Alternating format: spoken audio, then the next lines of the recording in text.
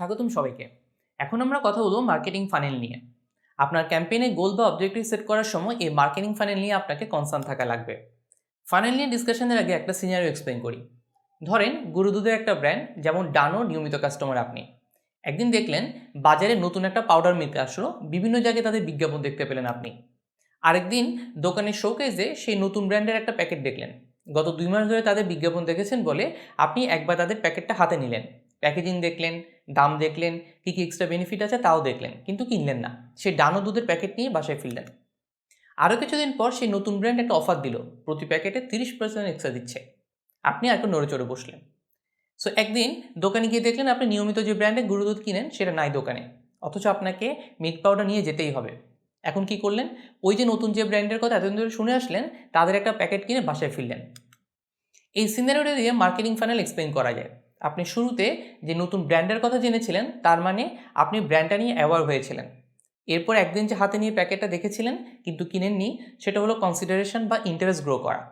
আর যেদিন কিনে বাসায় ফিরেছেন সেদিন আপনি একটা অ্যাকশন নিয়েছেন বা কাস্টমারে কনভার্ট হয়েছেন। অর্থাৎ মার্কেটিং ফানেলের বেসিক ধাপ 3টা: অ্যাওয়ারনেস, কনসিডারেশন এবং কনভার্সন। অনেক মার্কেটিয়ার দ্বিতীয় ধাপটাকে অর্থাৎ কনসিডারেশন স্টেজটাকে ভেঙে আরও 2টা পার্ট করে: ইন্টারেস্ট এবং ডিজায়ার। অর্থাৎ মোটা দাগে আপনি প্রথমে কোনো প্রোডাক্ট বা সার্ভিস নিয়ে জানবেন, এরপর সেটা নিয়ে আপনার ইন্টারেস্ট জাগ্রত হবে বা আপনি কনসিডারেশন আনবেন, এরপর সব কিছু ব্যাটে বলে মিললে আপনি সেটা কিনবেন, অর্থাৎ একটা অ্যাকশন নেবেন। এই ফানেলের স্টেজকে একটা ই-কমার্স ওয়েবসাইটের পার্সপেক্টিভ থেকে এভাবে ভাবতে পারেন: ট্রাফিক, লিড এবং সেলস। প্রথমে আপনার ওয়েবসাইটে আপনি ট্রাফিক ড্রাইভ করবেন, তারপর আপনার ওয়েবসাইটের কোনো একটা ল্যান্ডিং পেজে আসবে তারা। এরপর তারা আপনার প্রোডাক্ট পছন্দ করলে বিভিন্ন পেজে গিয়ে বিভিন্ন প্রোডাক্ট যাচাই বাছাই করে দেখবে। আপনার কোনো লিড ফর্ম থাকলে সেগুলো ফিল আপ করতে পারে, অর্থাৎ আপনি কিছু লিড পেলেন বা তারা ইন্টারেস্টেড হলো। আর শেষ ধাপে গিয়ে তারা কোনো প্রোডাক্ট পারচেস করলো বা একটা সেলস জেনারেট হলো। সো পুরো ব্যাপারটা একটা ফানেলের মতো।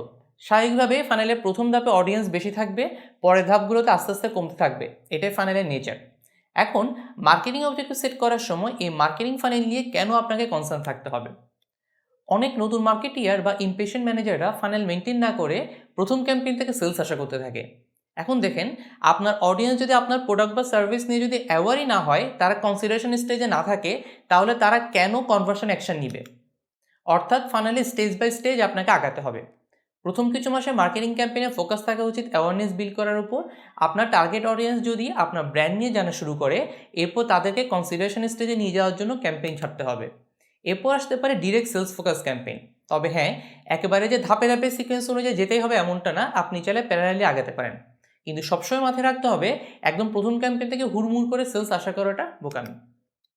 ফানেলের কোন স্টেজের কাজ কি সেটা বুঝে নিয়ে আপনার মার্কেটিং অবজেক্টিভ সেট করতে হবে। আপনার কেপিআই বা পারফরমেন্স মেজারমেন্ট করার জন্য এই মার্কেটিং ফানেল বোঝা জরুরি। তাহলে আপনি বেটার স্ট্র্যাটেজি ডেভেলপ করতে পারবেন। পাশাপাশি আপনি এটাও মেজার করতে পারেন ফানেলে কোন স্টেজে আপনার কত পার্সেন্ট ইউজার আছে বা কত পার্সেন্ট ইউজার ফানেলের টপ সেগমেন্ট অর্থাৎ অ্যাওয়ারনেস স্টেজ থেকে সেকেন্ড স্টেজ অর্থাৎ কনসিডারেশন স্টেজ আসছে, বা কত পার্সেন্ট ইউজার কনসিডারেশন স্টেজ থেকে অ্যাকশন স্টেজে কনভার্ট হচ্ছে। এই রিটেনশন কোহর্ট অ্যানালাইসিস করে আপনি মার্কেটিং স্টেজে ফোকাসও টুইক করতে পারবেন। কোন স্টেজে আপনার মনোযোগ বাড়ানো দরকার সেই অনুযায়ী আপনার মার্কেটিং অ্যাক্টিভিটিসে ড্রাইভ দিতে পারবেন।